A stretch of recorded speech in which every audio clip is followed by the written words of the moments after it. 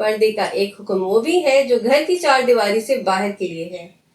دلچسپ بات یہ ہے کہ اللہ تعالیٰ نے یہاں بھی عورت کی فطرت کا پاس رکھتے ہوئے اسے بڑی رعایت دی ہے، مگر ہم شاید اس رعایت کو قبول کرنے پر آمادہ ہی نہیں ہیں۔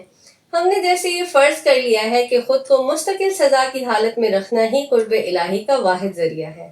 سورہ نور کی آیت نمبر 31 میں اللہ تعالیٰ نے عورت کے لیے حجاب اور معاشرتی تعلقات کے دائرے کو نہایت حکمت اور توازن کے ساتھ بیان فرمایا ہے۔ ارشاد باری تعالیٰ ہے وَلَا يُبْدِينَ زِينَتَهُنَّ إِلَّا مَا ظَهَرَ مِنْهَا، اور خواتین اپنی زینت ظاہر نہ کریں مگر جو اس میں سے خود ظاہر ہو جائے۔ غور کیجئے کہ یہ بازار اور پبلک مقامات کے لیے ایک عام اور واضح حکم ہے۔ یہاں الا ما ظہر منہا کے الفاظ اللہ کی طرف سے عورت کے لیے ایک عظیم رخصت ہیں۔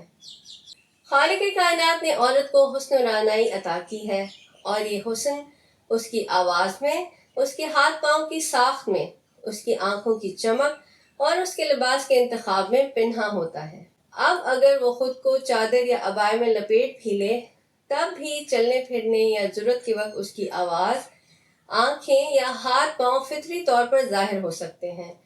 اللہ نے اس فطری ظہور کو گناہ قرار نہیں دیا۔